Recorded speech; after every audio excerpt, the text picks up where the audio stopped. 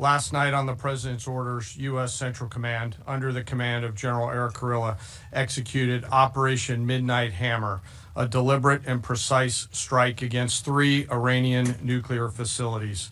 This was a complex and high-risk mission carried out with exceptional skill and discipline by our joint force. I want to thank every service member, planner, operator that made this mission possible. Their actions reflect the highest standards of the United States Armed Forces. This operation was designed to severely degrade Iran's nuclear weapons infrastructure. It was planned and executed across multiple domains and theaters with coordination that reflects our ability to project power globally with speed and precision at the time and place of our nation's choosing. This was a highly classified mission with very few people in Washington knowing the timing or nature of this plan. I'll refer you to the graphic on the side as I walk you through some of the operational details. At midnight Friday into Saturday morning, a large B-2 strike package comprised of bombers launched from the continental United States. As part of the plan to maintain tactical surprise, part of the package proceeded to the west and into the Pacific as a decoy, a deception effort known only to an extremely small number of planners and key leaders here in Washington and in Tampa.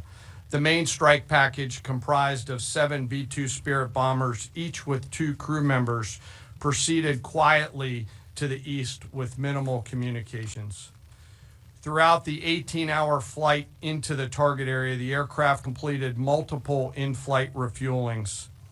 Once over land, the B-2s linked up with escort and support aircraft in a complex, tightly timed maneuver requiring exact synchronization across multiple platforms in a narrow piece of airspace, all done with minimal communications. This type of integration is exactly what our joint force does better than anyone else in the world.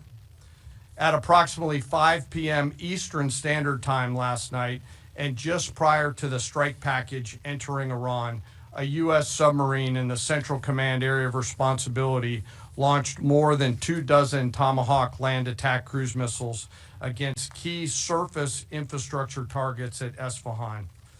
As the Operation Midnight Hammer strike package entered Iranian airspace, the U.S. employed several deception tactics, including decoys, as the 4th and 5th generation aircraft pushed out in front of the strike package at high altitude and high speed, sweeping in front of the package for enemy fighters and surface-to-air missile threats. The strike package was supported by U.S. Strategic Command, U.S. Transportation Command, U.S. Cyber Command, U.S. Space Command, U.S. Space Force, and U.S. European Command.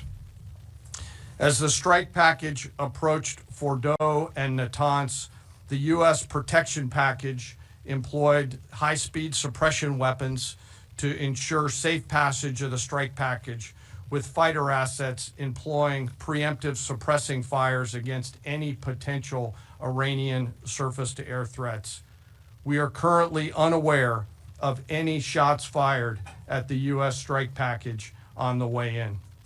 At approximately 6:40 p.m. Eastern Standard Time, 2:10 a.m. Iran time, the lead B-2 dropped 2 GBU-57 massive ordnance penetrator weapons on the first of several aim points at Fordow. As the president stated last night, the remaining bombers then hit their targets as well, with a total of 14 MOPs dropped against 2 nuclear target areas. All 3 Iranian nuclear infrastructure targets were struck between 6:40 p.m. and 7:05 p.m. Eastern Time. Again, that's about 2:10 in the morning local time in Iran, with the Tomahawk missiles being the last to strike at Esfahan to ensure we retain the element of surprise throughout the operation. Following weapons release, the Midnight Hammer strike package exited Iranian airspace and the package began its return home.